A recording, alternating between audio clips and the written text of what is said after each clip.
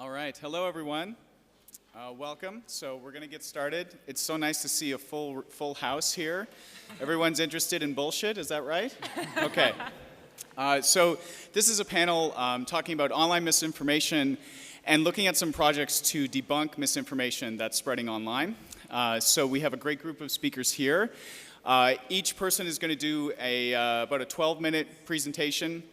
We're pretty strict on time, so I will actually be timing each of us so that we leave lots of room for discussion and for questions from all of you as well. So my name is Craig Silverman. I run a project called Emergent that tracks online rumors and tries to verify and debunk false claims. And I recently did a research project around that area for the Tao Center for Digital Journalism at Columbia University.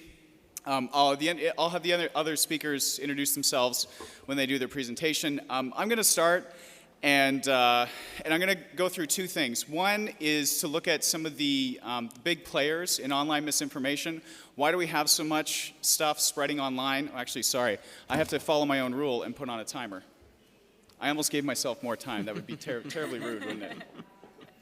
All right, there we go. So we're going to talk a little bit about the players that cause so much online misinformation, and then I want to also discuss a little bit about why it's difficult to debunk misinformation. What are some of the human factors that prevent that, and also some of the technological factors that we have online. And so I call it kind of the hoax economy, that in some cases there are actually financial incentives and other incentives for people to push false information online. And it's the role, of course, of journalists to really not only not talk about things that are fake, but in fact to stand up and declare that when you know something is fake, it's actually important for you to put that information out there. Otherwise, people just won't know, and they'll see the fake stuff. So I want to start with a little quiz.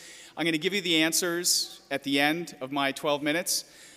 So here are 3 examples, and I want you to think about whether these were true or whether these were false. So this is a story that circulated last year, and the first paragraph of this is really representative of a lot of the stuff that you'll see online. And so it reads, details are light and reports are unconfirmed as of yet, but news is circulating on social media today concerning a large explosion at a pipeline in Saudi Arabia. So the report was that an oil pipeline had exploded in Saudi Arabia. It was all over Twitter. People started writing about it. Was that true or not? Second one, this is some Italian content. These photos circulated relatively recently. So is this a real fisherman with a real fish? I see some people reacting to that already. I'm guessing some of our Italian friends here would have an advantage. Maybe this made the rounds already. And the last one here, this is a report that there was a confirmed human death from consuming genetically modified foods. So, of those 3, which are true and which are false? We'll go back to those. All right, so there are 6 sort of key players that are often causing misinformation, either creating it or causing it to spread even further. Some of them are familiar, some of them are new. The first one is probably a pretty familiar one. Propaganda has been around for a very long time, and with the online environment, we've seen the strategies and tactics that governments and other entities have used take those online. Margot will talk a lot about, in particular, what's going on in Russia and Ukraine in that area. This photo is an example of something that was given out by the North Korean government, and it was showing a military exercise of simulating a land invasion. And a lot of news organizations used this photo, and they properly said, listen, this is from the North Korean government. It's a government handout. But what a lot of them missed was that there were only really 1 or 2 actual landing craft in this photo. The rest were photoshopped. So they made their landing force actually look larger than it was, and people didn't know that. They just used the photo and they said where it came from, but they didn't actually verify the photo to see if it contained fake elements. We also have individual people. So there's the entities and then there's individual people. The tweet here was sent during Hurricane Sandy a few years ago. And this was from a Twitter account that had a lot of followers. It was somebody who was interacting a lot with people online. It had a good reputation. But the guy who ran it just decided to send out a fake claim saying that the New York Stock Exchange was under a few feet of water. And that was false, but again, a lot of news organizations picked it up and helped make people think this was true. And the guy on the bottom, it might be familiar again to folks here in Italy. This is Tommaso de Benedetti. He's sort of a hoax artist to a certain extent. His favorite thing right now is creating fake Twitter accounts for famous people and trying to fool journalists. He also made up a bunch of fake interviews with famous people and sold them to Italian newspapers years ago. Luca has a bit more info on him. So these are individual people who sometimes, as an ongoing process or in the moment, decide to put fake stuff out there. There are also, this is something that I've only recently kind of become more aware of, fake news websites. These are fairly common in English. They look like a real news website. They write articles that read like a real news article, but everything is completely fake. They've used fake journalist names. They make stories up. There are three examples here. One of them was a report that a Texas town, there was a family who had caught Ebola, and that caused a lot of panic in Texas. The one in the middle claimed that Earth would experience 6 days of darkness at the end of last year. And then one of the most popular things they do is they make a false death claim about a celebrity. So this one was about Hugh Hefner of Playboy magazine. The one in the middle, which seems like the most ridiculous claim, has been shared almost 1 million times. So they're having an impact, and it's really, really hard for even news organizations, when they know stuff is fake and they write articles debunking it, to actually get more shares than the fake content. Probably one of the most common and widespread actors in this are what I call unintentional propagators. These are average people who see something, who think it's true, and they pass it on. This is an example of someone in the United States who found this amazing image that people had claimed was circulating around Hurricane Sandy, and he shared it. And then after it had been shared from his Facebook page about 100,000 times, he posted the comment, that's why the arrow is there, saying, "Oh no, it's fake, I'm sorry." And it was shared at least 200,000 more times even after he did that. So once you put stuff out there, we all have a role on a network of what we're sharing, and it's very hard to kind of get it back once it's out there. News websites are often sources of misinformation, and this is usually a result of journalists not doing basic verification. This was a story that got a lot of coverage in the US and other places around the world in the fall. A woman claimed to have had a third breast added. It's a hoax. I'm sorry if anyone thinks it was true. It's not true. But these headlines all were from large media publications in the US who wrote about it like it was true. They didn't say she claims to have had a third breast. They actually wrote that she does. And so what we saw when we looked at the data, the chart on the top there shows the amount of shares, social shares for stories that said it was true. And then the lower graph are the shares for stories that actually wrote about it being false. And so this happened again and again in my research, that the false stories got way more social shares and interaction than the debunkings of them. So we have a challenge to get debunkings to spread. And that was a graphic that the New York Times did with some of the data from our project. So I wrote a research report about this, which Luca has translated into Italian for anyone who's interested. That link there, bit.ly/ is it boogie boogie? Would that be the correct way to say it? Buggy? Not exactly. No. Bugia. Bugia. That's so much better. Okay. So it's a free report, and you can read it and download it there. It's also freely available in English as well. And so we looked and we saw again and again the false stuff was getting way more shares than the true stuff. So the last piece I wanted to talk about quickly is why it's so hard to get those shares and why it's so hard to convince people when you're dealing with misinformation. So this is a quote that really explains some of the key elements of it, and it's from an author in the New York Times. She said, "Humans quickly develop an irrational loyalty to our beliefs, and we work hard to find evidence that supports those opinions and to discredit, discount, or avoid information that does not." So once we're given information, once we develop certain beliefs, it's extremely difficult to get the average person to change their mind. There's something called the backfire effect, that when you're given contradictory information, your reaction actually is to believe what you already believe even more. You kind of double down on your belief. And so when people try to debunk misinformation and spread online, the reaction from people who've already read the early information, or if it aligns with their political beliefs or other beliefs, their reaction is to ignore it. It is the natural human reaction, and we have to figure out ways of getting around that. And this is something that everyone here can talk about as well. I want to give an example of this. So this was an image that circulated online.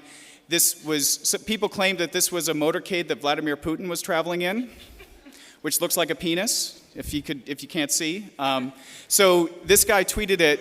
He's just, he's not a journalist, just an average person. It got retweeted, 12,000 times, went everywhere. And then BuzzFeed did a really good job. They figured out where it came from. They figured out that it was taken from a video and that somebody had, photoshopped the motorcycles to look in a different way. And so they put that out there.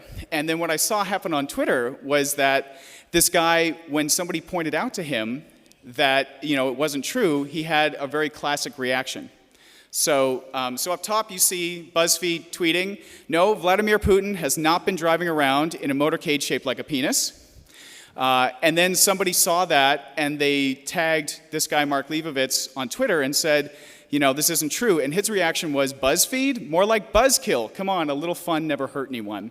So in this case, you have the deeply held beliefs, which are very hard to dislodge, and then you have really casual stuff like this that, he helped propagate it, he made this spread, and he really doesn't care that it's true or not. To him, it was fun and it was entertaining. And so this is another challenge that you have in debunking information. So a few tips on this.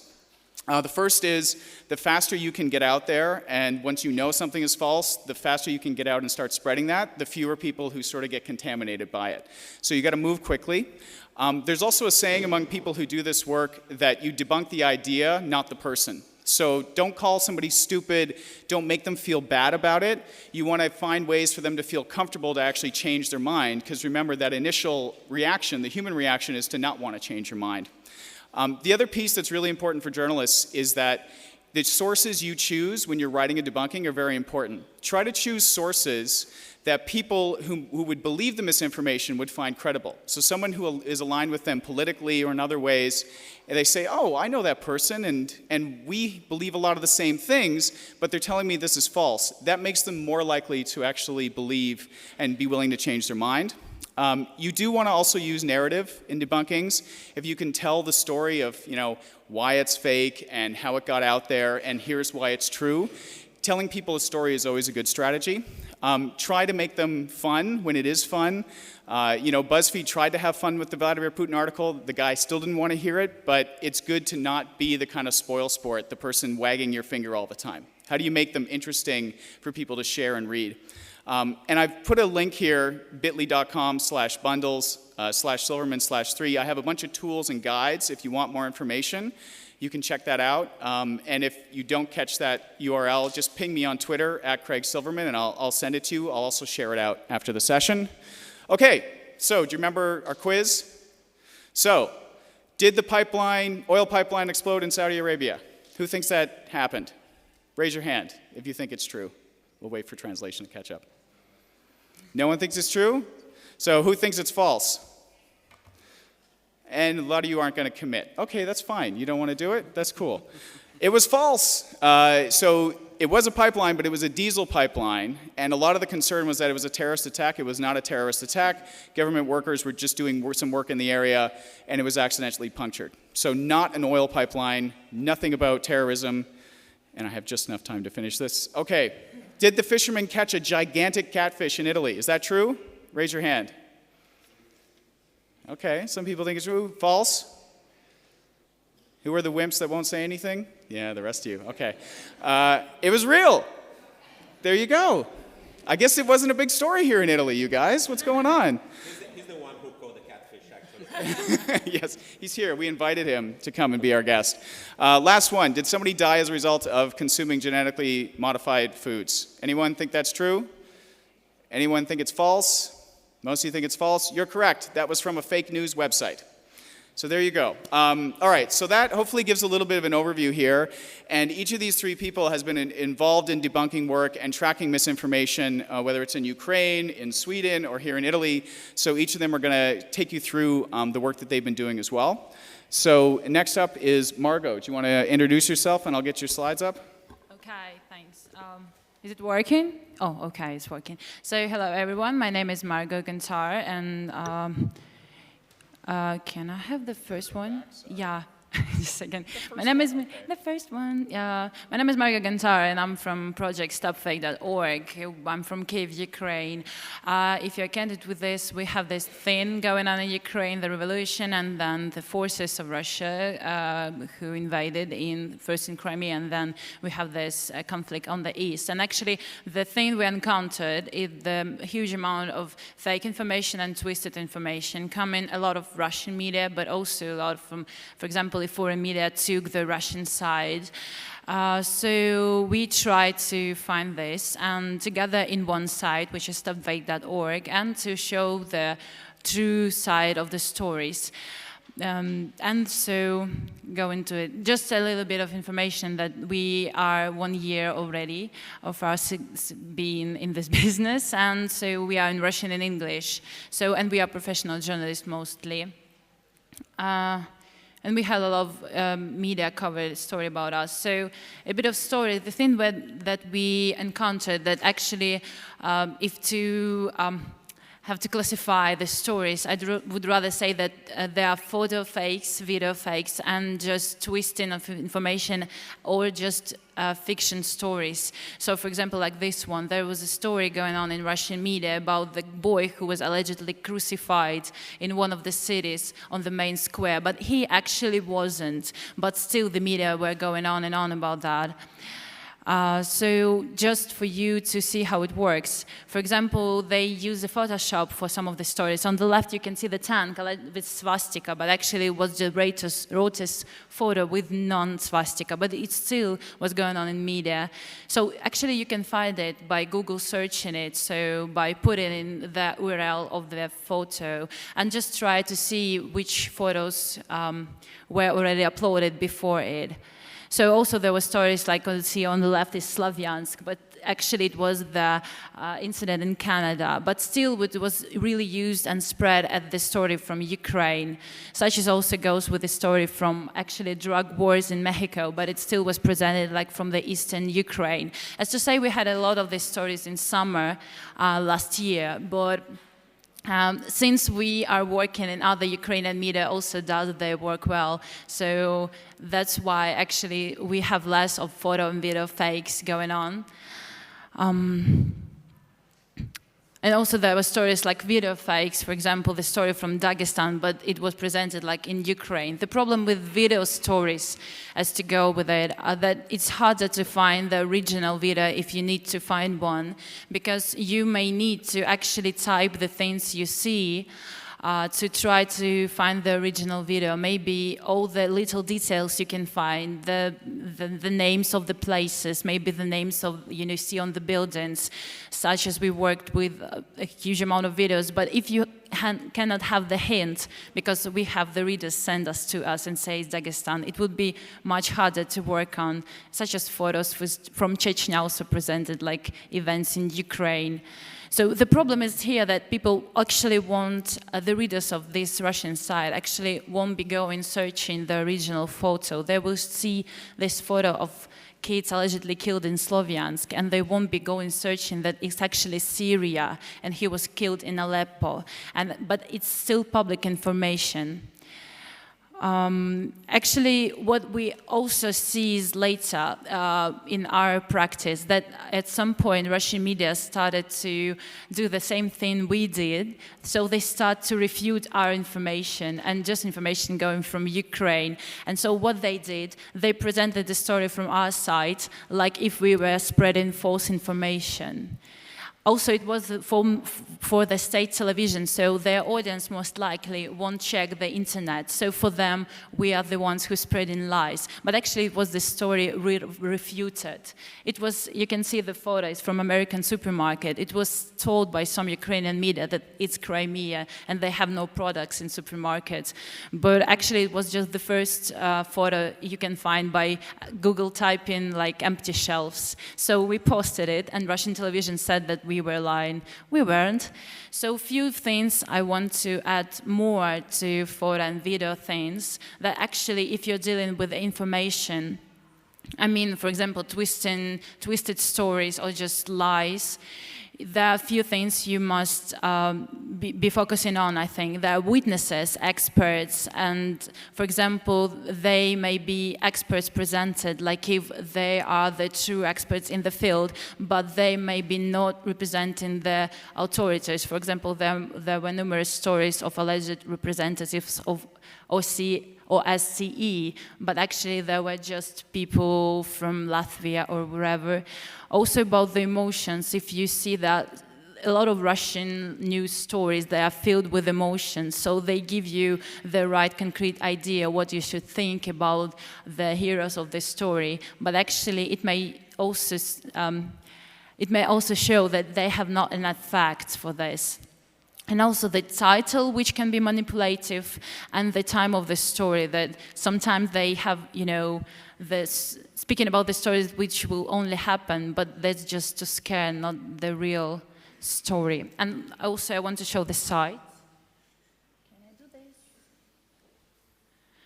We have few stories going on about the Boeing thing. I think you know about the tragedy of MH17. So the thing that we found out that actually, and it might, 1 second. I was a bit wrong with it. So actually what we could have seen with the Boeing story, that actually what Russian media wanted to do is not to make you believe in some concrete version of events, but actually to make you doubt in any version of events, to give you just numerous versions how it could have happened.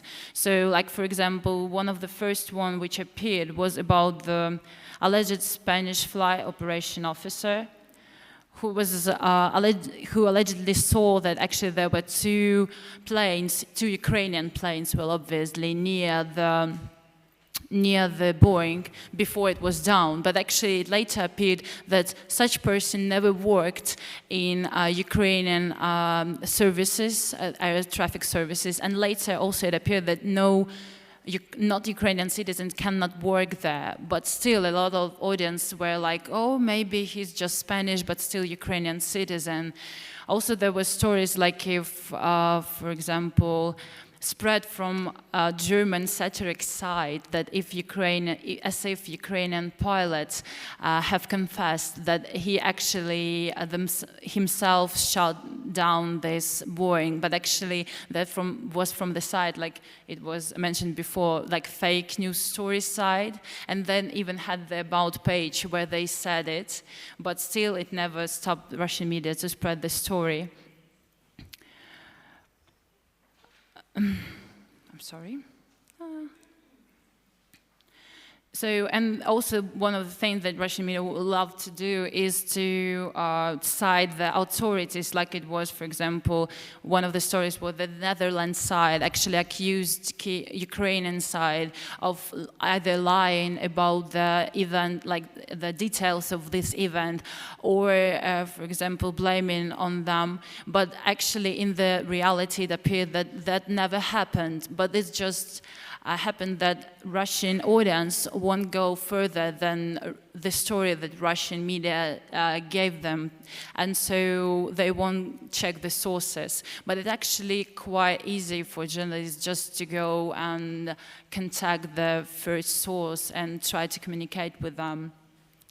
So actually I'm having quite a few workshops, and what I think should be the result of it, and what I will be really personally happy if people will be able to, is to create some kind of orientation reflex. I mean, that which children has, when they encounter something, they not exactly, they're just interested what it is and how it works. So I think we should be aware of information, what we consume, as well as for example, food, what you're consuming. And so it would be nice if there will be a pause after the information you encounter, so you will be having some time to, get a think from where you get it, and maybe to check the sources and other things.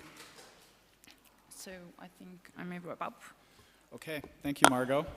So next we're going to hear from Jack Werner, who was with Metro Sweden, has now moved on to a different publication in Sweden.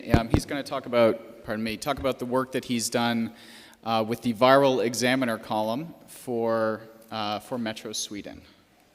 Yeah, and this works. Oh, sorry. It feels coming in after you, Margot, with my stuff feels like when a couple of months ago we had a few Russian visitors from the remaining free Russian newspapers there are at Metro Sweden visiting us and asking us how we worked and so on. And so I explained what kind of work we do with the Viral Examiner, which is a lot of like, no, you can't get cancer from this, and no, this politician didn't say that, that kind of level. So I, went on about how mad and tired I was about this. And when it was time for their questions, they was like, yeah, very interesting to hear. We have this president of ours. So the problems are like on completely different levels. While we have more problems with our citizens, I'd say you have more problems with your leadership.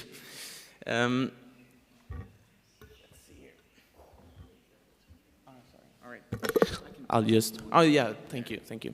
So, the Viral Examiner started off when I found this Facebook post circulating. It had got 7,000 shares when I had written an article about it. This post says that a woman called Marcia Karlsson had been killed by her former boyfriend, an immigrant who couldn't take that she had moved on and met another person to live with.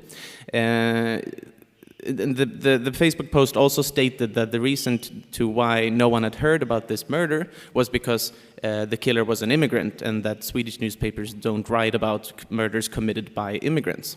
So that was the claim, and the first thing that I reacted upon was that I know that Swedish newspapers do report on whatever killing is done, no matter who the killer is. So for me, it's very clear that there is something fishy in that, in that basic fact. So I started looking into the case, and I noted that there was nothing in neither of the courts around this place where she supposedly lived. No one had heard about Marcia Karlsson there. Marcia Karlsson did not appear elsewhere on Google, but on one Facebook account. The picture of her, the blonde girl in the bottom of the picture, actually was of a person called Henny. And she had in turn never heard about Marcia Karlsson. So everything pointed to Marcia Karlsson being a fake person, thus the killing of her was fake as well. And what we had was a Facebook post that had gotten 7,000 shares that told the story about the racist story about a killing that hadn't been committed. And it's very hard to say exactly how many people have seen a post, given how many shares it has gotten. But what you can say is about my experience says that 1,000 shares on Facebook equals about 100,000 people who have seen the post going by in their newsfeed. So I'd say that 7,000 shares equals 700,000 Swedes who have seen this post just, go by in their newsfeed, which is a hell of a lot of people to see a fake story. And that was the thought, if you want to that was the thought that led to us starting the Viral Examiner. The idea was that social media was an area that had not been examined enough. A lot of people write about stuff happening on social media, like this person has so many Twitter followers, this person has so many fans on Facebook, this video has so many views on YouTube, that kind of stuff. But not enough people had written about this stated fact is going around, and it's not at all true.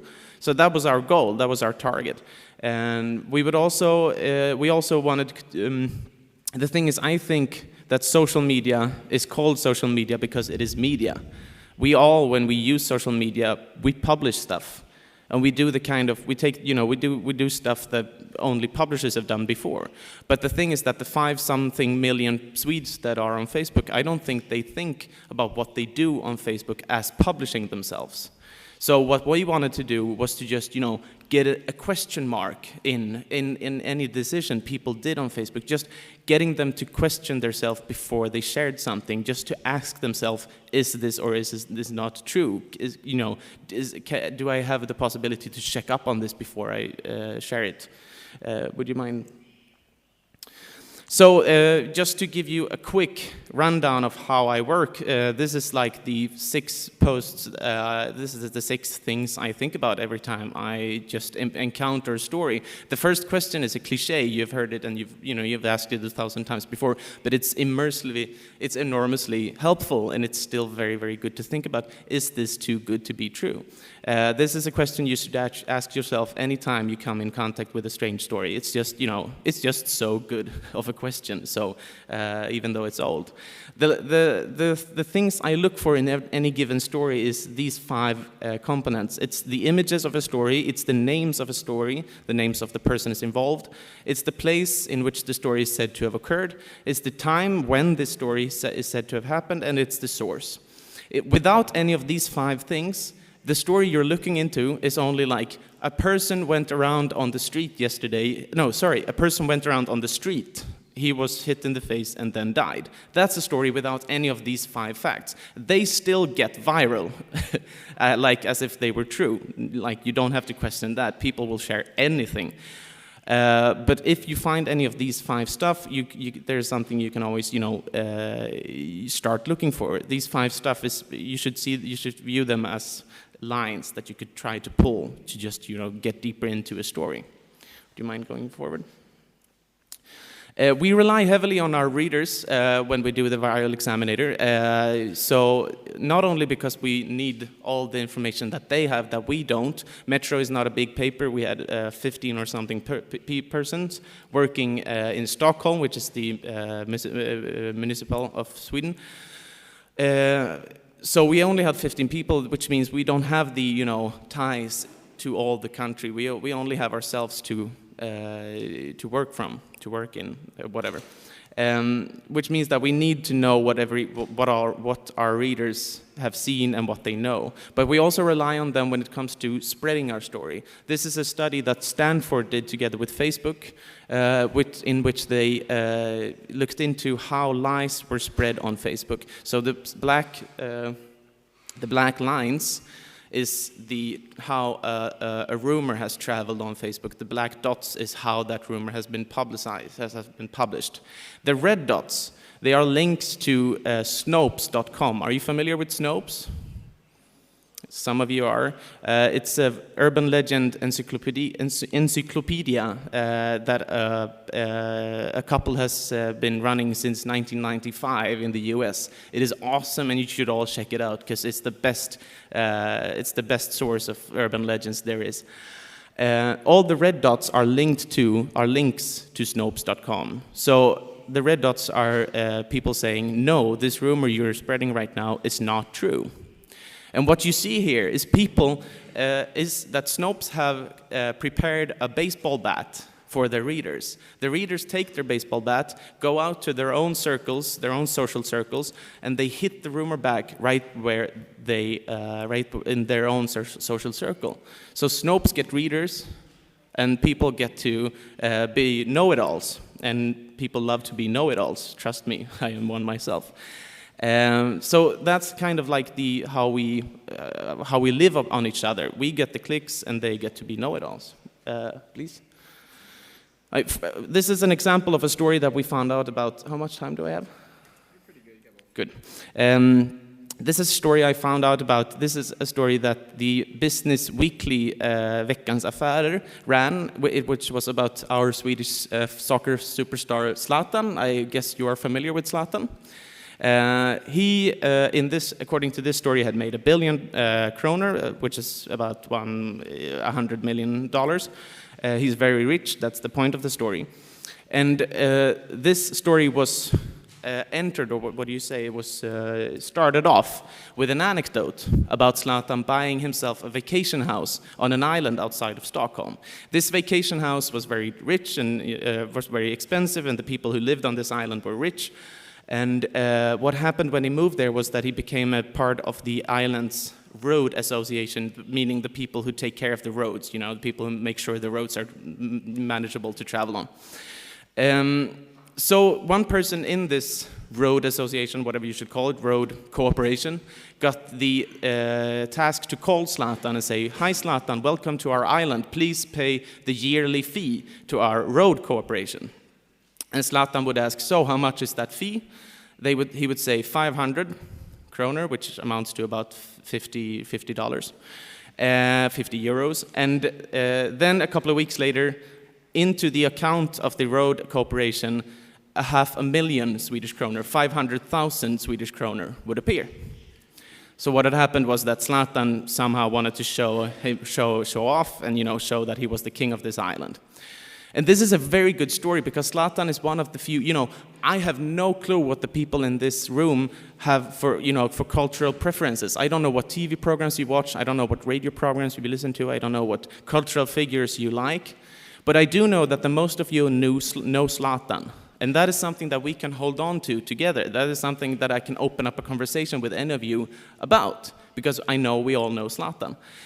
So that's why you kind of start to tell stories about these cultural icons, because you need to open up a conversation. That's how urban legends work. You need to, you know, hold on to what you know that you all have a relationship to.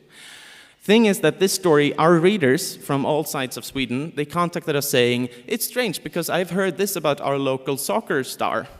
Or I've heard exactly this story about our local ice hockey star. So people had heard this story before, but involving several different people.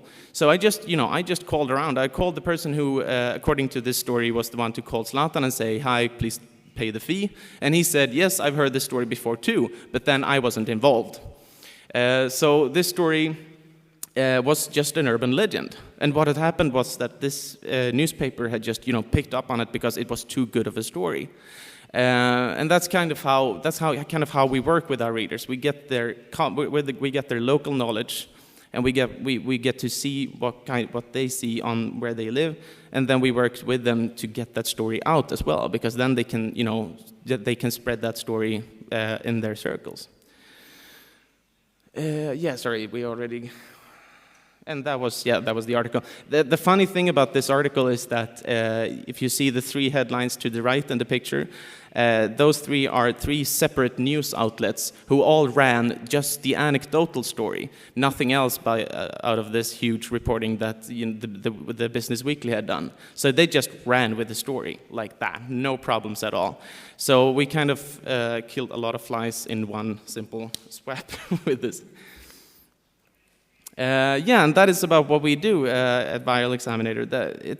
It's all about, I have a personal interest in urban legends, which is very big. And the thing with urban legends is that you can get a lot of information about what we today believe in, what we are afraid of, what we don't understand. We understand a lot about ourselves by looking at urban legends, which is why this work is not only interesting because it's, you know, we get to see what we are bad about, what we can manage to do in our line of work today, but also like what we are afraid of. Thank you. Okay, so the final presentation before we get to a little more discussion. I'll just pull it up here.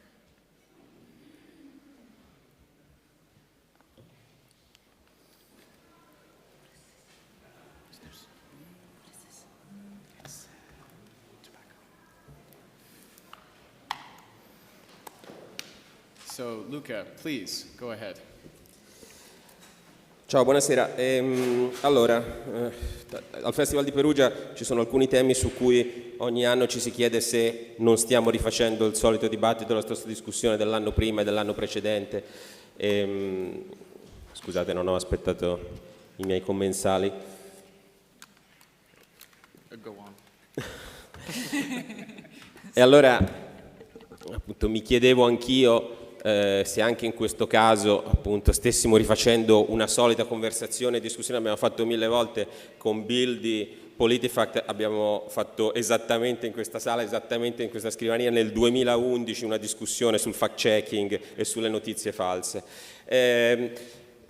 Forse, diciamo, per rincuorarmi e per incoraggiarmi ho pensato che oggi appunto stiamo facendo un passo avanti perché stiamo parlando più sostanziosamente non della quantità di notizie false che circolano in generale nelle testate giornalistiche italiane e nelle testate giornalistiche mondiali, ma del fatto che c'è effettivamente un fenomeno, un movimento e addirittura degli studi sul lavoro di debunking, ovvero di controllo, verifica e smontaggio oppure conferma, no, di notizie che non sono verificate. Noi siamo stati molto contenti e molto motivati subito al post di tradurre il libro di Craig, perché finalmente ci sembrava appunto che qualcuno avesse non solo strutturato scientificamente con molti dati e molte informazioni, una cosa che andiamo dicendo da un sacco di tempo, ma anche la stesse finalmente dicendo e esponendo, che è una delle diverse cose che dice il libro di Craig, che vi consiglio molto, che è i maggiori complici e responsabili della reale diffusione di false informazioni nelle nostre vite online sono le testate giornalistiche, cioè testate giornalistiche nuove, testate giornalistiche tradizionali, eccetera. Qui c'è una piccola differenza fra gli Stati Uniti e l'Italia nel discorso che fa lui, perché nei discorsi che fa Craig, e ci sono molte implicazioni in questo, si capisce che c'è appunto un'idea diversa di testate giornalistiche che hanno un rapporto più accurato e attento nella verifica delle notizie e altre che invece appunto sono complici di diffusione di notizie false. In Italia non esiste questa distinzione. La grandissima parte delle informazioni false, notizie false che noi riceviamo arriva da quelle che sono al tempo stesso considerate le testate più autorevoli e che sono le testate più lette in Italia. E quindi diciamo c'è un'ulteriore complicazione. Un'altra invece differenza su piccola scala che mi fa piacere citare al volo quando leggerete, spero, il testo di Craig, è che poi ci sono declinazioni locali dei trucchi e dei modi in cui le testate giornalistiche propongono delle notizie che non sono sicure o che sanno addirittura che siano false. Craig ne esibisce molti, ce n'è uno che è peculiarmente italiano invece e che non c'è negli Stati Uniti, che è l'uso di virgolettati completamente artificiosi per attribuire una notizia a qualche entità che è palesemente una notizia falsa, ma che nel momento in cui si mette tra virgolette il giornale può attribuire. E quindi voi trovate sui quotidiani italiani la notizia "la terra è piatta", fra virgolette, no? Trovate veramente cose di questa dimensione di falsità, che messe fra virgolette permettono al giornale di dire non lo stiamo dicendo noi, c'è qualcuno che ha detto che la terra è piatta e quindi ne possiamo fare un titolo. Per quello che riguarda me, la faccio brevissima perché invece queste sono cose che qua ho raccontato molto negli anni scorsi, probabilmente non siete gli stessi, spero per voi, ma comunque forse mi annoio io stesso. Tanti anni fa alla Gazzetta dello Sport, che è un giornale sportivo italiano molto popolare, introdussero delle pagine non soltanto sportive e il direttore mi chiese se collaboravo e a un certo punto, notando un post che avevo scritto sul mio blog, mi disse: perché non lo fai anche per la Gazzetta, questo di elencare delle notizie false di questa settimana? A me aveva divertito perché quella settimana c'erano state molte notizie che erano state smentite rispetto a una loro versione iniziale. Quella, diciamo, che mi ricordo di più era quella fantastica, a proposito delle storie troppo belle per essere vere, per cui il presidente americano Bush in visita in Albania, in un momento in cui peraltro il presidente americano Bush era molto contestato da tutta una parte di sinistra, ma non solo sinistra, parti democratiche dell'Europa, eccetera. Andò in Albania e fu festeggiato straordinariamente, cioè tutti gli albanesi andavano matti per il presidente Bush e lui andava per le strade e abbracciava le persone, stringeva le mani e noi qui dall'Italia che dicevamo Bush fa schifo, vedevamo tutti questi albanesi che abbracciavano felici Bush e a un certo punto in un video si vide che Bush, mentre dava una mano a degli albanesi e abbracciava, ritirando il braccio non aveva più l'orologio. Allora era bellissima, cioè gli albanesi si erano fregati l'orologio di Bush, no? In più con l'idea di albanesi che veniva diffusa sistematicamente in Italia, cioè quelli che si fregano tutto, criminali e cose eccetera. Si erano fregati questo orologio di Bush, che peraltro era leggendariamente, perché lui l'aveva raccontato altre volte, un orologio da $50, non di particolare valore. E tutta questa cosa andò su tutti i giornali e i siti di news. Il giorno dopo un altro video da un'altra angolazione mostrò non solo che gli albanesi non si erano fregati l'orologio di Bush, ma che Bush, mentre dava la mano all'albanese, si toglieva l'orologio e se lo metteva in tasca, timoroso che l'albanese gli fregasse l'orologio, che se volete era ancora più bella per essere vera. Comunque, questa era una di diverse notizie false di quella settimana su cui pensammo di fare appunto questo articoletto sulla Gazzetta dello Sport. Il direttore apprezzò poi i risultati e i feedback e mi disse facciamola ogni settimana, e io gli dissi non ce la faremo a fare ogni settimana, dove le trovo tante cose da smentire eccetera. Il risultato è che l'abbiamo fatta ogni settimana per 7 anni fino all'anno scorso, quando poi l'abbiamo sospesa, e avremmo potuto farla ogni giorno, e io sono diventato una specie di professionista delle notizie che non lo erano e ricettore di un sacco di suggerimenti e informazioni. Molta parte di quella rubrica l'ho fatta grazie al fatto che moltissimi poi mi mandarono e segnalavano delle cose. Ricordo sempre una piccola, che in realtà è un piccolo incidente, ma anche quella molto divertente e interessante. A me incuriosiscono molto, no? Malgrado molti miei colleghi non mi sopportino più, e io un po' li capisco, e me lo fanno anche vedere, però mi incuriosiscono molto di più le dinamiche e i meccanismi per cui vengono pubblicate le notizie che non lo erano, che non stare a dire tu hai fatto questa scemenza, eccetera, benché abbia i miei giudizi su quelli che pubblicano molte notizie che non lo erano. E in questo caso mi divertì molto che mi segnalò un lettore, perché io non ci sarei mai arrivato, quando morì un ciclista che era stato famoso credo negli anni 40 o 50, che si chiamava Vito Taccone. Uscirono delle notizie su tutti i maggiori siti e quotidiani italiani: morto Vito Taccone, batté il fortissimo Mauro di Sormano. Quindi questo Vito Taccone, di cui non sapevo niente, leggendo gli articoli aveva come suo principale momento della carriera il fatto di aver sconfitto il fortissimo Mauro di Sormano, che era evidentemente, come poi dicevano gli articoli, un suo rivale che lui era riuscito a battere, eccetera. Mi scrisse qualcuno che sapeva di ciclismo più di me dicendomi: guarda che non è mai esistito nessun Mauro di Sormano. Vito Taccone ha vinto una gara in cui c'era una salita difficilissima che si chiamava il Muro di Sormano, no? Questa cosa è diventata che Vito Taccone aveva battuto Mauro di Sormano. Poi vi spiegherò il calambur.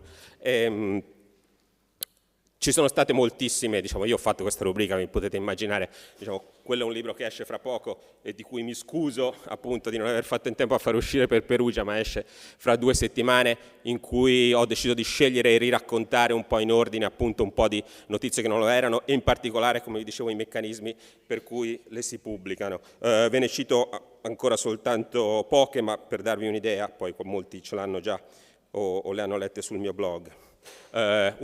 Uno dei 2 maggiori quotidiani italiani pubblicò in prima pagina la notizia che 8 milioni di italiani ricorrono all'ipnosi. 8 milioni di italiani! Adesso, tutti quanti stiamo nelle nostre bolle e fuori dalle nostre bolle succede di tutto, ma 8 milioni di italiani non era convincentissimo. Quella notizia in prima pagina, con dentro una pagina intera dedicata a tutto questo, derivava dal comunicato stampa di una società che fa corsi di ipnosi, che già vi metterebbe in sospetto. Se voi cercavate il nome della società, trovavate un video dove un signore, con una musica di sottofondo del Gladiatore, imponeva una mano verso una signorina e una voce di sottofondo diceva: sfera, piramide, stella, i simboli. Ecco, tutto questo generò la notizia in prima pagina su uno dei maggiori quotidiani italiani che 8 milioni di italiani ricorrono all'ipnosi. Su tutti i quotidiani italiani uscì un giorno la notizia: il complotto per uccidere Obama. Per fortuna siamo tutti smemorati e poi queste cose ce le dimentichiamo o ci rassegniamo, ma 2 stonati fatti di miliardi di stupefacenti in un bar del Wisconsin furono ascoltati dire che volevano prendere a noleggio una limousine bianca, vestirsi con degli smoking bianchi e aggredire un comizio di Obama sparando all'impazzata e facendo una strage, quando Obama sarebbe venuto nella loro città. Obama non aveva nemmeno in programma di andare nella loro città. Li arrestarono, poi furono condannati perché effettivamente avevano delle armi e tanto solidi e sicuri non erano. Però quella notizia lì finì a pagina 16 con un colonnino dei giornali americani, no? Ma siccome in più il titolo era The Plot in inglese, sui siti americani dicevano The Plot in inglese è il progetto, no? È un po' la storia, il progetto, diverse cose, ma in una traduzione più sbrigativa il complotto suonava meglio. E quindi sulle prime pagine dei giornali italiani, mentre sui giornali americani usciva a pagina 16 con dei boxini, ci furono quel giorno i titoloni: il complotto per uccidere Obama, su tutti i maggiori quotidiani italiani. Non sono soltanto fesserie e terze tette e cose così le notizie false che leggiamo. Qualche settimana fa tutti i quotidiani italiani hanno raccontato che c'era stato infine l'attacco di terra dell'Egitto in Libia. No? La prima volta l'Egitto non soltanto aveva fatto dei bombardamenti sulle postazioni, c'era stato un attacco di terra, un blitz con un ritorno, confermato dall'ANSA. Quella storia lì diversi inviati e persone che si occupavano di Egitto il giorno dopo si sono meravigliati di trovarla su tutti i quotidiani, hanno fatto delle ricerche e non esisteva, hanno fatto delle ulteriori ricerche e hanno scoperto che un giornalista in radio, se non sbaglio, in TV egiziano, aveva dato come auspicio bisognerebbe andare in Libia, no, direttamente, e quella è diventata una notizia sui giornali italiani, salvo scomparire completamente il giorno dopo, perché poi cosa succede?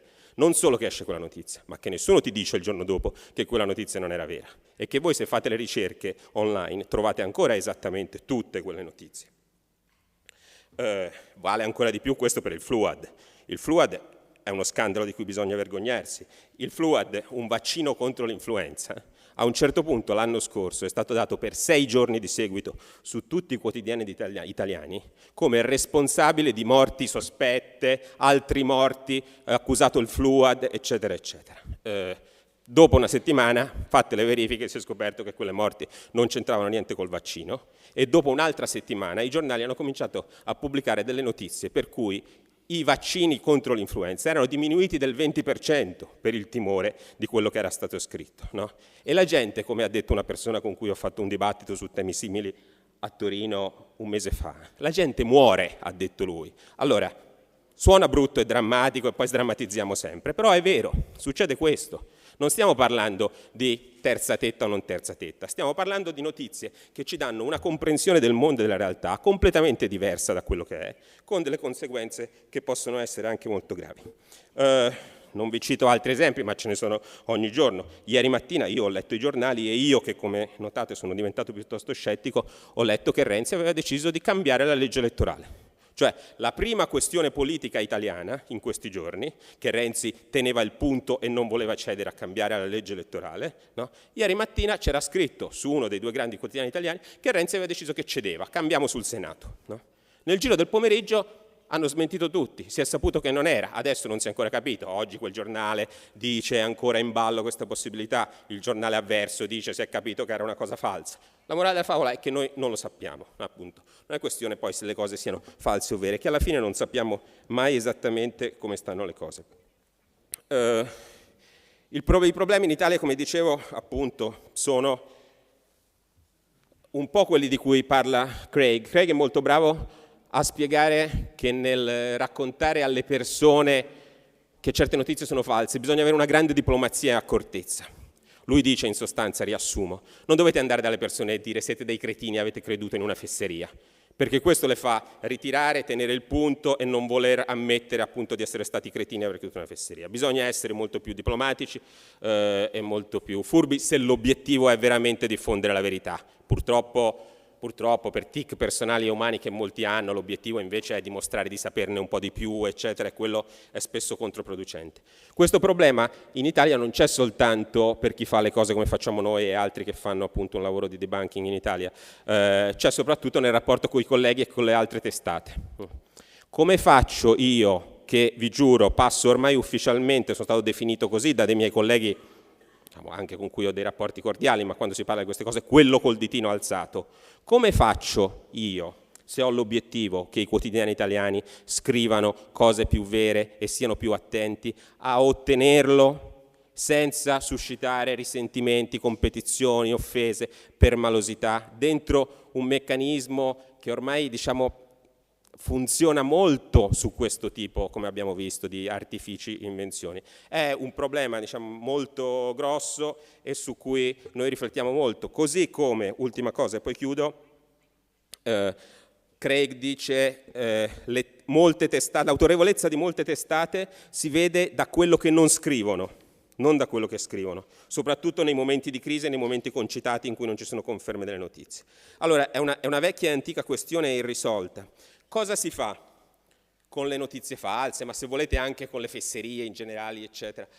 Si decide che si dà un esempio diverso e non le si danno, oppure ci si mette lì di risposta, però stando sempre a rincorrere, a darle e spiegare invece come sono, smontarle, eccetera, eccetera. Un caso in cui io appunto sono stato, che per me è un memorabile esemplare di questo, è quello famoso del complotto di Obama di cui vi ho detto prima, in cui allora collaboravo con un altro quotidiano italiano, la cui direttrice mi disse cosa facciamo con questa notizia domani, la mettiamo o non la mettiamo? E io le dissi guarda, non la mettiamo perché non c'è, Secondo me non c'è la notizia, non è la notizia della prima pagina, se proprio la vuoi mettere la metti dentro. Però ti dico una cosa, e così andò, se tu domani non ce l'hai, passerai per quella che ha preso il buco su questa notizia, perché gli altri quotidiani ce l'avranno in prima pagina.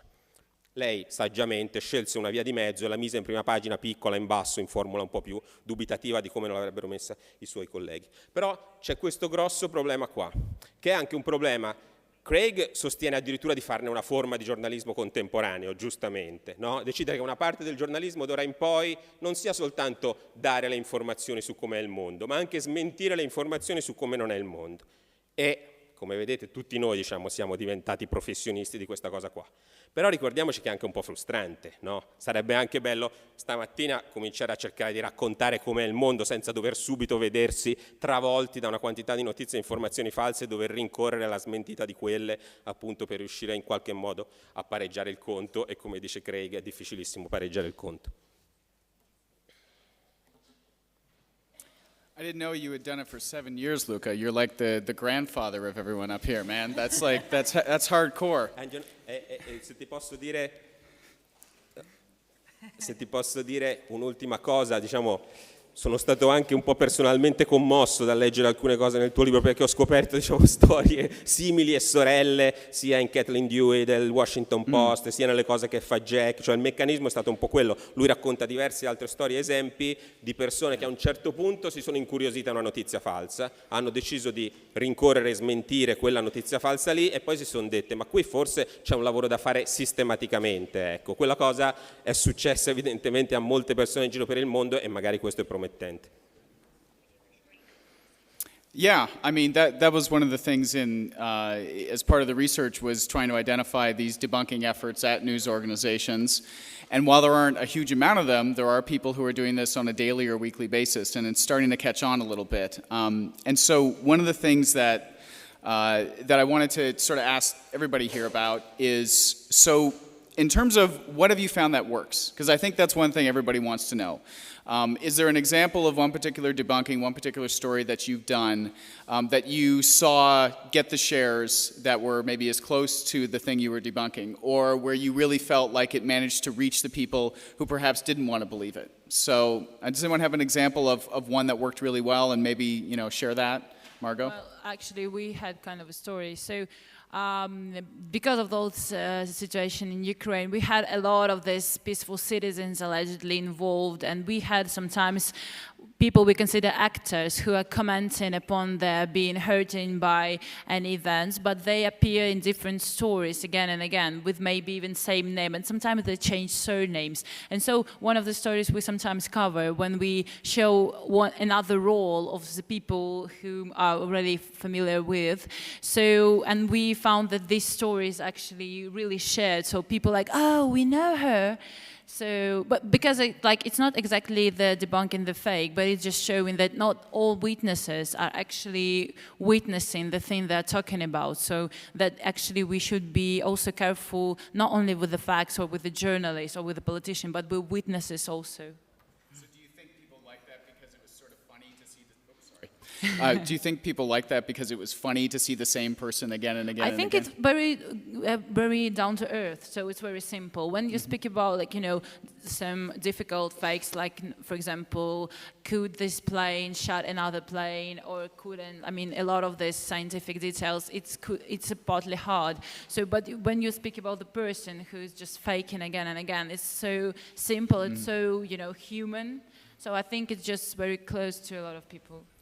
Jack, you want to share? Yeah, I have a similar. I mean, when you get down to one single person that is so clearly affected by something or clearly involved, then it seems to get a lot easier for people to both read, you know, both understand what's going on and also to, you know, to understand the basic problem of it.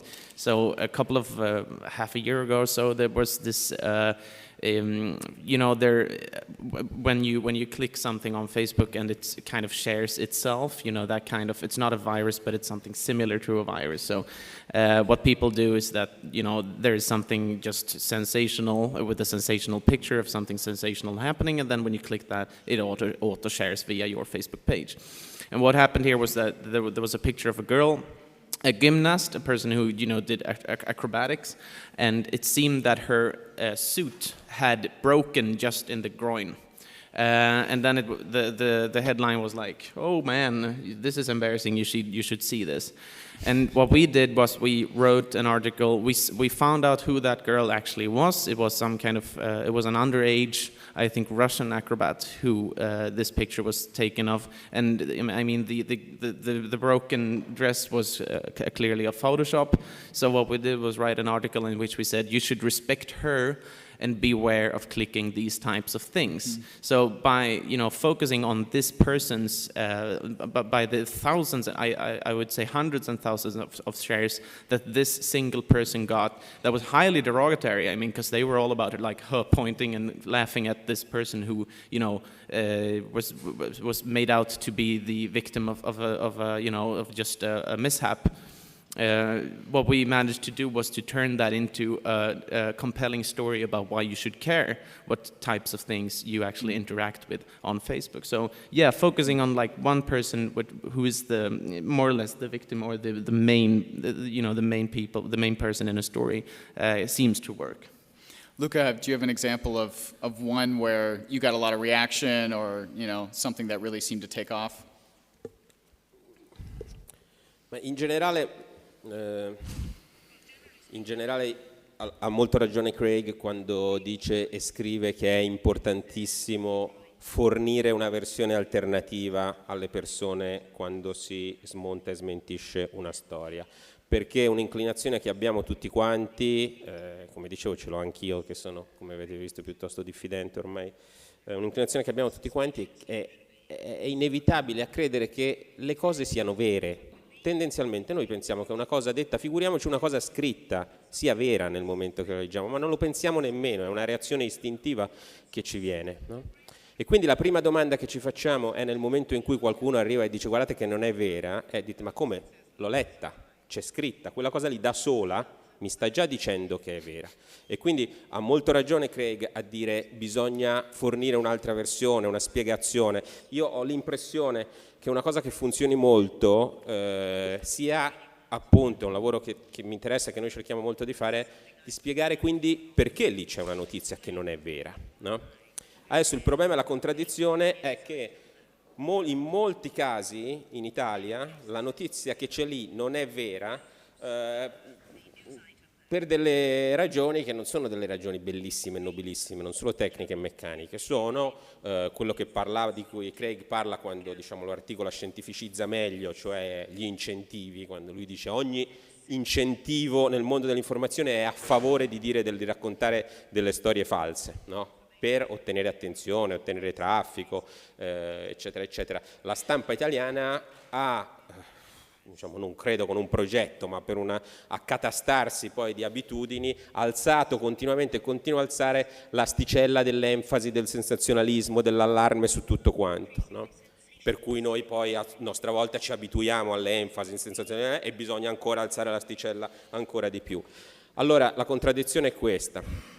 Che nella maggior parte dei casi noi spieghiamo le notizie false perché sono notizie false spiegando questo, cioè che sono lì perché nessuno ha ritenuto di fare delle verifiche, perché fare delle verifiche avrebbe probabilmente dimostrato che quelle notizie erano false. L'esempio più spettacolare sono gli 8 milioni di ipnotizzati, cioè è chiaro che nessuno in quel quotidiano poteva pensare davvero che un comunicato stampa che veniva da lì senza nessuna fondamento scientifico raccontasse veramente e fosse vero che 8 milioni di italiani ipnotizzati. Quello che si decide di fare è rimuovere il problema, no? Attribuire a una qualche fonte di nessuna attendibilità la cosa e poter quindi pubblicare quella storia, no?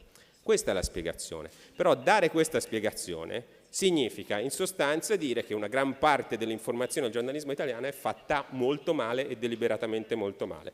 E questo crea una contraddizione se vuoi, come dicevo prima, invece costruire una collaborazione generale sul fare le cose in una maniera migliore. Contraddizione che io non so bene come risolvere.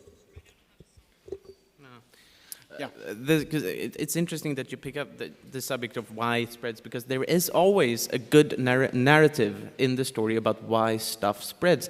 Because as I mentioned with Zlatan, that is an urban legend that is highly compelling, very interesting, and that is something that we can all manage. You know, we can all get something out from reading that story about Zlatan. So what I think is interesting is in every flawed news report based on something similar to an urban legend, or something like that, there's always this bigger story about what we believe in today. And I think a fascinating example of this is in the 50s, after the Second World War, there was this urban legend going around in both the US and in Sweden. I'm sure it was here as well, in many countries affected by the World War, that a guy who was enlisted in the army, the story was about him. He wrote a lot of letters home to his fiancée, and he was madly in love with her and all of that. And one day she wrote back saying, "Dear John, I no longer wish to be with you. I have found another man whom I am going to marry. Please send me back the picture you have of me." And this guy, the enlisted guy, got very sad, and he went around to all his friends telling the story about this. And all his friends said, "We're not going to take this." So what they did was collect all the pictures they had from girls back home. And then they put all of them into an envelope, which he sent back to the girl. And he wrote, "I don't remember what you look like. Pick out the picture of you and please send back the rest. Signed, your dear John." And this story was very compelling back in the 50s because it was about all our kids, all the young men in the army who did the best they could for our country and all of that. It fitted very well into the times that were.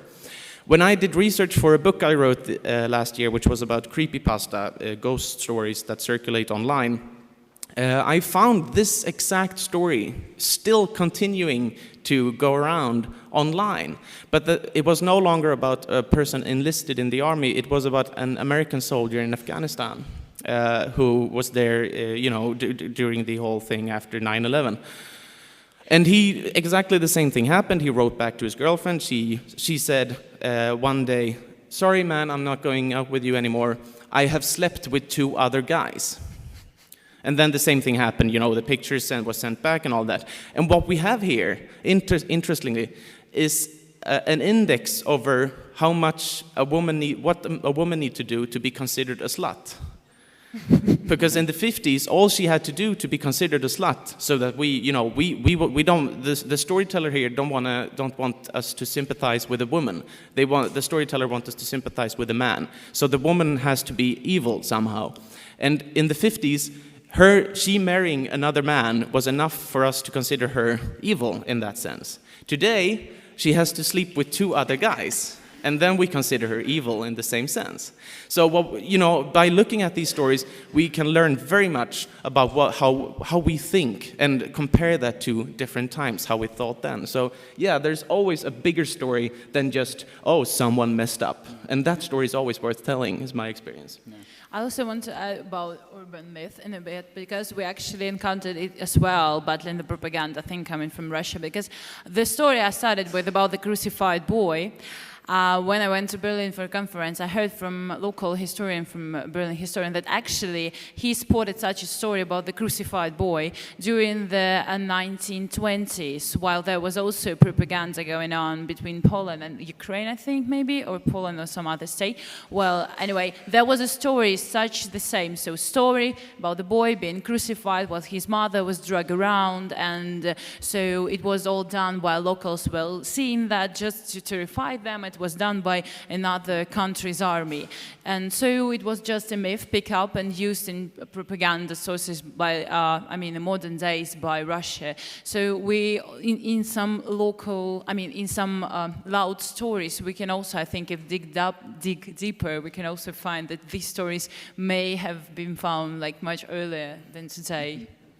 Yeah, this was one of the things in sort of looking in my research as well. And Luca mentioned that one of the things I found was at one end of the spectrum for news organizations, you have the ones who will basically write about anything they find because they want to get the traffic from it. So they're propagating a lot of rumors and they don't really do any verification. And then at the other end, the people with high standards don't say anything.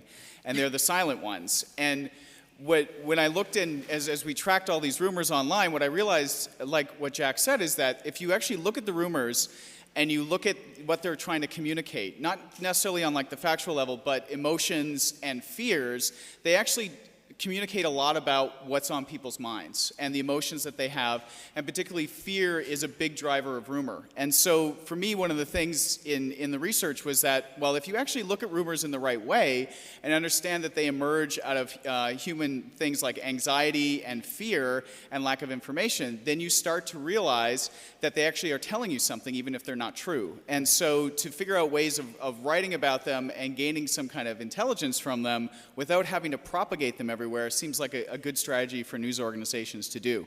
All right, so I'm going to ask one more, and then I want to open it up to people here. I think everyone actually has mentioned the involvement of the audience a little bit. Luca, you talked about somebody writing you and telling you about the motorcycle one. And I'm curious how much you're seeing people, sending things in to you guys saying, hey, can you look into this? What's going on with that? Are we seeing examples where crowdsourcing can actually start to help with this, or is it still a lot, for you guys to do the heavy lifting? Well, actually, when we started out, it was one of the first things we did, since we are volunteers, so we are not paid for the things we are doing for a year. And so we started out that you can send us the things that bothers you, so we will check.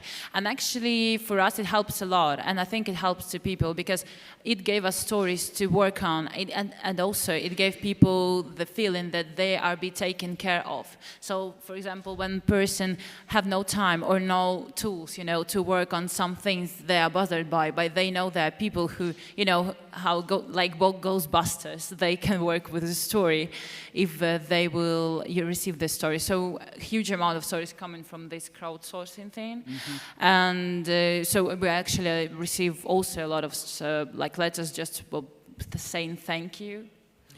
Yeah, that my experience is the same. It is interesting because I imagine that many people in this room share the experience of writing stuff for the web. And when you write stuff for online newspapers or online media outlets, it is often the same thing. You write 10 things, you put your life into just writing stuff and you put them out there. And every 10th article, there's like one reaction. And then that reaction is often like, you're ugly. It's this work that we do is not very it's not very fulfilling most of the time. Don't tell them that. Sorry, yeah, it's great. Wow, this is like gold. You should come. But my point is actually that with the viral examinator, my experience is quite the opposite. People have been so thankful. They have been thankful. They've been interested. They are open to different stories. They are open to the lessons that we learned, as I've mentioned, from urban legends and so on. People are very open and very interested in hearing more. And also another good effect of it is that, this kind of efforts, which is shown here in the panel, is often driven by, one or two people on any in any newsroom who is, who is passionate about these kinds of stuff. So there are, not many people who works with these kinds of matters in every newsroom, but there are some. But if you start up an initiative like the Viral Examinator or Emergent or Stop Fake, then you kind of hire the standards for all the newsroom, because if one hand of the newsroom is correcting errors online and pointing fingers saying that is wrong, you need to do better fact checking, the other hand can't just push out stupid fake stories all the time. That equation doesn't work. So what you do is you hire these standards for all the people involved when you do this kind of work, which is another very good result that we saw on Metro. Allora, io ho un timore, di molti, poi non voglio essere troppo pessimista, effettivamente come ho detto all'inizio, delle cose cambiano, stiamo qui a parlarne, però per esempio un risultato che temo di ottenere è di contribuire ancora di più a un atteggiamento un po' rassegnato e fatalista sulla perdita di qualità dell'informazione del giornalismo, cioè che alla fine non solo, come raccontano in molti, anche giustamente lo cita Craig nel suo libro, non solo molti di noi forse vogliono leggere delle cose perché sono divertenti e non gli interessa nemmeno tanto se siano vere, e questo è un tema, è un problema.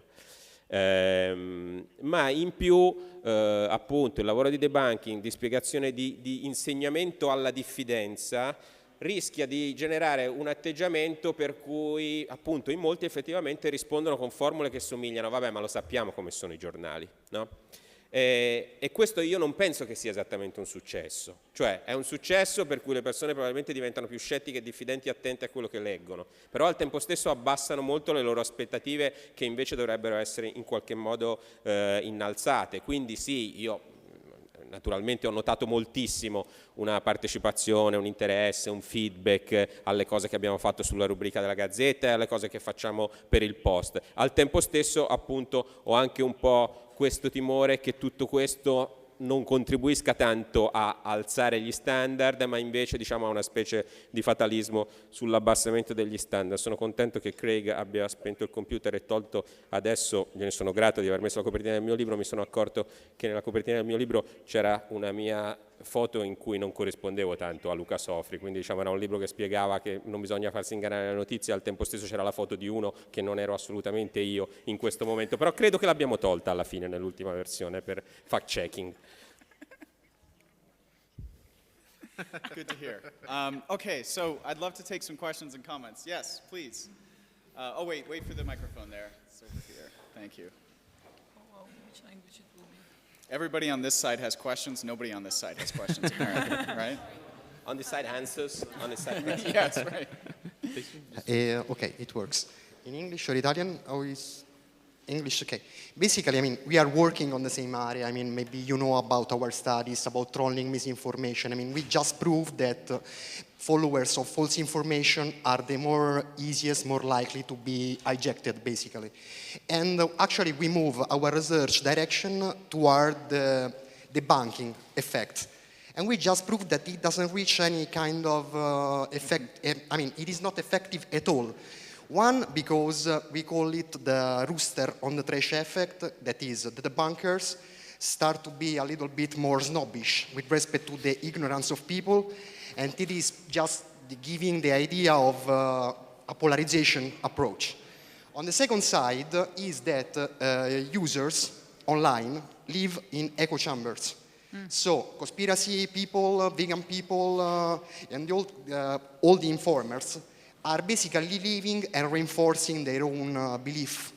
And actually, the preferential attachment to the information is not the truth value, that is actually the reason for which debunking is supposed to be the solution. But people are driven by confirmation bias.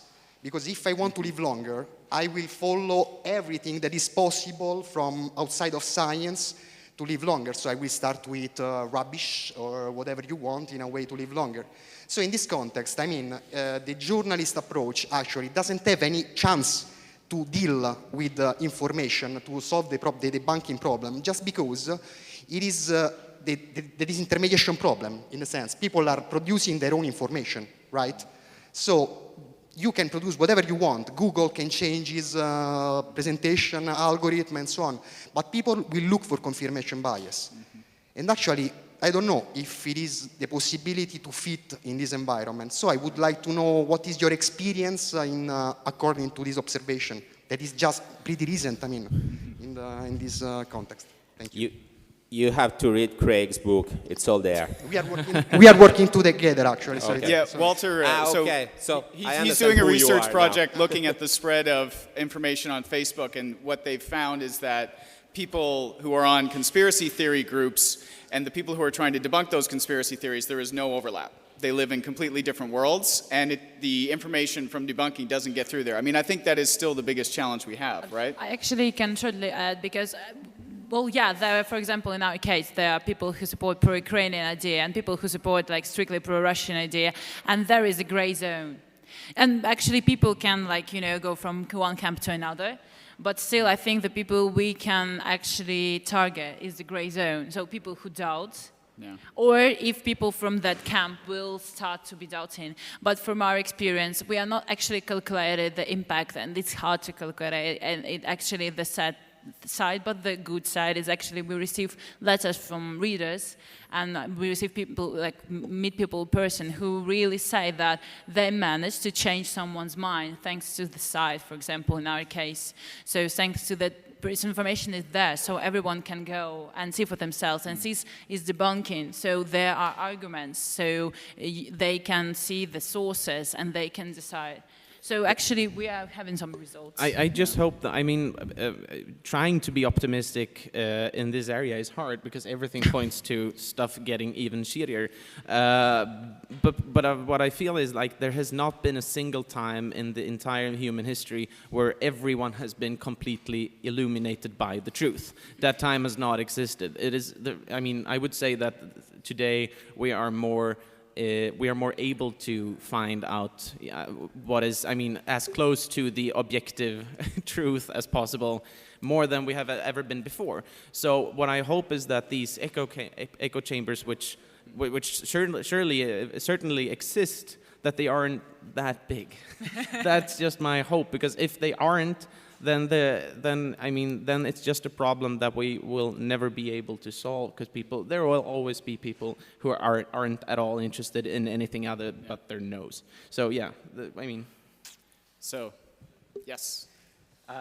So question about, I was thinking about, actually this story that you shared, the first one about the woman supposedly killed by an immigrant, and it was, somebody else's picture and she doesn't exist, and it's to some degree proving a negative. Which is very hard to do. It's very hard to say, or it's easy to believe, like, there's somebody out there, there must be some truth there, and there's this underlying thread of, like, there's this thing that they're not telling you about, and this is sort of a meta-narrative in this, and I've seen this a lot. I work at Frontline, and we just did this, had this film about people not vaccinating, and the response was immediately of, oh, well, you're just not telling the other side of it. And what I struggle with is how do you say, well, the other side is not there, or the other side was there, and the facts didn't line up with it. How do you combat that? How do you deal with that? The basic fact about these kinds of legends, and certainly the kinds that tell a story about these people, exploit the system every day, and there's nothing you can do about it. Thanks, Obama. That kind of story is based upon that people feel powerless. So I think you have to see that basic fact that there are a lot of people who feel completely powerless today and feel that everything is just a huge conspiracy driven and to just exploit you and to make everyone else winners on your cost. So I think that's more a lesson than something to solve the problem with, but that's what I take from it. It's a really good answer. Thank you. I mean, the one thing I would say, like, the vaccination issue is a great example of it. Like, there was a story just, I think it was this past week, a woman who didn't have her kids vaccinated has finally changed her mind because all of her kids contracted, whooping cough or something? So it took, I think she had 6 kids or something like that. I might get that number wrong. You can correct me. It was 5? 7? Okay, so it's a lot. She had a lot of kids, and all of them caught it, and at that point she said, okay, I made a mistake. And if you think about that, it took her children's lives being in danger for her to change her mind. Like, there's absolutely topics where it's extremely difficult to cut through on. Can we do one? No. One more? Okay, one more. There we go. Allora, a proposito dei social media. English? Italian. A proposito dei social media, io credo che uno dei problemi fondamentali che non fa altro che alimentare il problema appunto delle bufale sia l'incredibile superficialità con cui gli utenti si approcciano all'informazione. Facendo un esempio pratico, io vengo da Messina e il sindaco della mia città, Renato Accorinti, Sofri saprà sicuramente, è un noto attivista e ambientalista. Giocando su questa cosa, un giorno un blog chiamato Il Buddace, che è un dispregiativo che i messinesi conoscono molto bene, pubblica una notizia in cui si dice che un nodo tratto autostradale molto trafficato sarebbe stato chiuso perché lo smog danneggiava le piantine.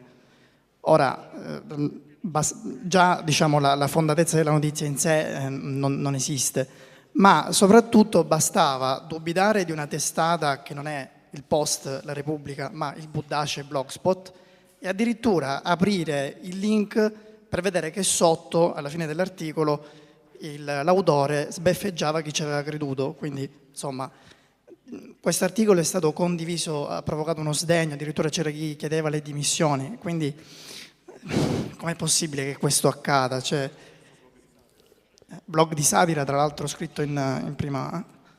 Sì, diciamo anche questo sta nel libro, sta nel libro di Craig. Appunto, ognuno ha un sacco di storie da raccontare. Una cosa interessante che mostra il tuo intervento è che ciascuno di noi ha un suo momento in cui si imbatte in delle notizie che per sua competenza, familiarità con quel tema, vicinanza a quelle cose, si rende conto che sono false. E improvvisamente in quel momento si chiede, ma allora le altre 500 volte in cui ho letto cose di cui non sapevo e non avevo elementi per giudicare, com'è? No?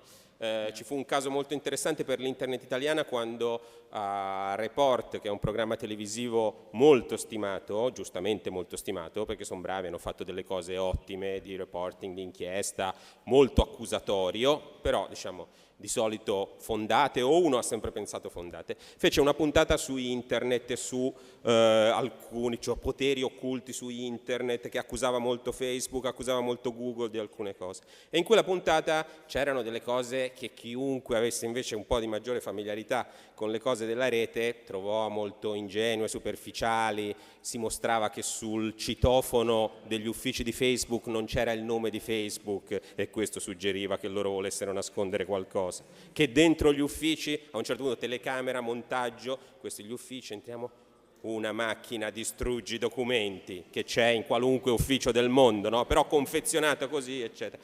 Ecco, quello fu, diciamo, quell'eureka moment del web italiano rispetto a far finire qualche dubbio su quegli approcci lì. Ecco, poi nulla tolgo, diciamo, ho molti amici report e nulla tolgo alla bravura delle persone che fanno report. Però appunto questo avviene per tutti noi a un certo punto, diciamo, a Messina rispetto a quella cosa lì, eccetera, eccetera. E da capo, appunto, da una parte è incoraggiante perché tutti noi abbiamo un momento in cui cominciamo a diventare un po' più scettici, dall'altra ovviamente un po' deprimente perché ci rendiamo conto che forse non ci possiamo fidare di quasi niente. Okay, so we have run out of time, folks, but thank you so much for coming. Thank you for your questions, and enjoy the rest of the festival.